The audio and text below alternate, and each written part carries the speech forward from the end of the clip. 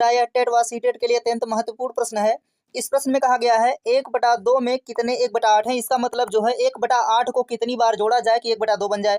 तो हम कह देते हैं कि 1/8 को अगर हम n बार जोड़े यानी n से यहाँ गुणा करा देंगे तो कितना आ जाएगा 1/2 आ जाएगा। इसे हल कर लेंगे, 2 चौक कितना हो जाएगा 8। अब यहाँ पर देखिए 4 भाग दे रहा तो 1 में गुणा कर देगा तो n बराबर कितना आ जाएगा 4। यानी अगर 1/8 को 4 बार जोड़ा जाएगा तो कितना आ जाएगा 1/2, इसलिए ऑप्शन बी सही हो जाएगा। 3.5 समकोण में डिग्रियों की संख्या क्या होगी। यहाँ पर देखिए 3.5 का मतलब होता है 3 सही 1/2 और यहाँ पर डिग्री की संख्या समकोण कहा गया तो समकोण के लिए 90 से गुणा करा देंगे। अब यहाँ पर देखिए 3 दूना कितना हो जाएगा 6, 6 कितना हो जाएगा 7, यानी इसको लिख सकते हैं 7/2 गुणे कितना 90 अंश। अब कटा लेंगे तो यहाँ पर कितना आ जाएगा 45 आ जाएगा और 7 का 45 में गुणा कराएंगे तो यहाँ पर आ जाएगा 7 पच्चे 35 के 5 और 7 चौक 28, 3 कितना हो जाएगा 31 हो जाएगा। यानी डिग्रियों की संख्या कितनी हो जाएगी 315, यानी ऑप्शन ए सही हो जाएगा। और 1/3 समकोण में डिग्रियों की संख्या क्या होगी। तो यहाँ पर देखिए पहले 4 समकोण लेना है तो 4 गुणे 1 समकोण बराबर कितना होता है 90 अंश। प्लस इसके बाद देखिए कहा गया 1/3, तो 1/3 का मतलब 1/3 गुणे समकोण कहा गया तो 90 से गुणा करा लेना है। अब कटा लेंगे तो 3 त्रिका 9, यहाँ 30 आ जाएगा। यहाँ देखिए 9 चौक कितना हो जाएगा 36, 360 हो जाएगा। अभी 30 इसमें और जोड़ना है तो यहाँ पर कितना हो जाएगा 390 आ जाएगा। यानी यहाँ पर डिग्रियों की संख्या 390 हो जाएगी, इसलिए ऑप्शन सी सही हो जाएगा। एक संतरे का मूल्य 2.5 रुपया है तो 3.5 दर्जन संतरे का मूल्य क्या होगा। तो यहाँ पर देखिए एक संतरे का मूल्य कितना 2.5 रुपया। 2.5 रुपया का मतलब हम कह सकते हैं 2.50 या 5 रुपया कह सकते हैं। अब 3.5 दर्जन तो 1 दर्जन में 12 होता है तो 3 दर्जन में 12 तो यहाँ कितना हो जाएगा 36 हो जाएगा। और इसके बाद 36 में 6 और जोड़ेंगे तो 36 4 40 2 कितना हो जाएगा 42। तो 3.5 दर्जन का मतलब कितना हो जाएगा 42। तो आपको 42 संतरे का दाम निकालना है तो 1 बराबर 2.5 तो 42 बराबर हो जाएगा 42 गुणे कितना 2.5 हो जाएगा। अब गुणा करा लेंगे तो यहाँ पर देखिए 25 गुना कितना हो जाएगा 50 हो जाएगा। 50 के शून्य 5 बचेगा। इसके बाद जो है 25 चौका कितना हो जाएगा 100 और 100 में 5 जोड़ेंगे तो कितना आ जाएगा 105 आ जाएगा। अब एक अंक पर दशमलव लगा लेंगे तो यहाँ पर जो मूल्य कितना हो जाएगा 105 रुपया, यानी ऑप्शन डी सही हो जाएगा। 1 लीटर जूस का डिब्बा एक घनाकार आकृति का है और उसका आधार वर्गाकार है जिसकी माप 8 सेंटीमीटर गुणे 8 सेंटीमीटर का है। डिब्बे में जूस की गहराई कितने सेंटीमीटर है, आपको जो है लगभग मान बताना है। तो यहाँ पर देखिए आपको पहले याद करके रख लेना है कि यहाँ पर जो 1 लीटर में सेंटीमीटर का मान होता है 1 लीटर बराबर होता है 1000 सेंटीमीटर क्यूब होता है। अब यहाँ पर देखिए अगर मान लेते हैं कि जो गहराई वह एच है तो यानी यहाँ पर डिब्बे में रखे गए कुल जूस का आयतन जो होगा 1000 सेंटीमीटर क्यूब के बराबर होगा। तो हम कह सकते हैं कि 8 गुणे 8 गुणे यहाँ पर गहराई मान लेते एच है बराबर कितना के हो जाएगा 1000 सेंटीमीटर क्यूब के हो जाएगा। अब यहाँ कटा लेंगे तो 125 बार में कट जाएगा, यानी एच बराबर हो जाएगा 125 बटा कितना 8 हो जाएगा। अब कटाएंगे तो 8 एक कम 8 4 12 हो जाएगा 45। अब देखिए 8 बच्चे कितना हो जाएगा 40 हो जाएगा। कितना बचा 5 तो दशमलव लगा देंगे, अब 50 हो जाएगा तो 8 6 48। अब यहाँ देखिए 15.6 का मान लगभग किसके समीप है तो 16 के समीप है, इसलिए गहराई का लगभग मान कितना हो जाएगा 16 सेंटीमीटर, यानी ऑप्शन सी सही हो जाएगा। मानचित्र पर आधा सेंटीमीटर भूमि पर 125 किलोमीटर दर्शाता है। यदि भूमि पर दो नगरों के बीच की दूरी 2000 किलोमीटर है तो मानचित्र पर उनके बीच की दूरी क्या होगी।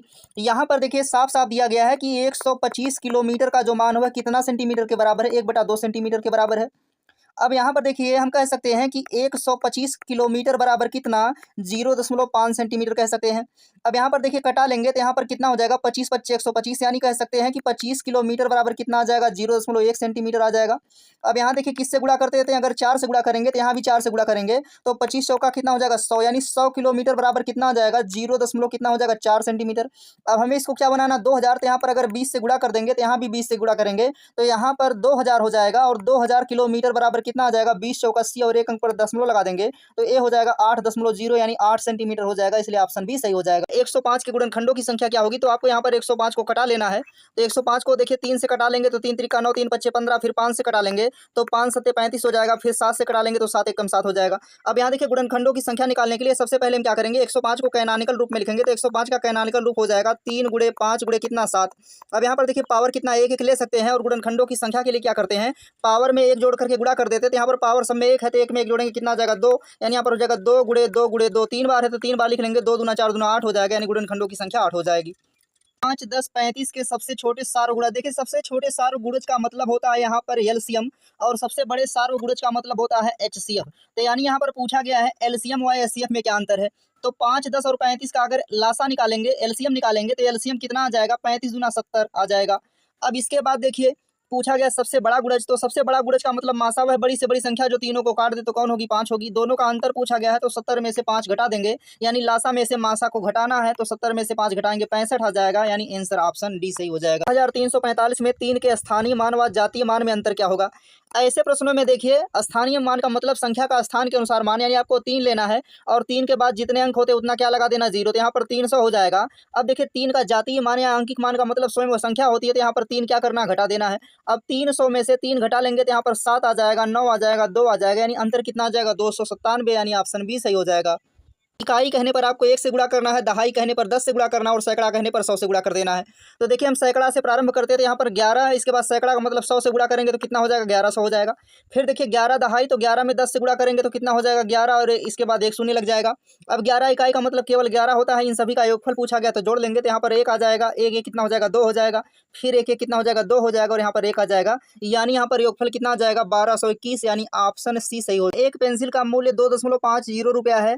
मोहन 1.5 दर्जन पेंसिल खरीदता है और दुकानदार को 100 रुपया देता है, तो उसे कितना रुपया वापस मिलेगा।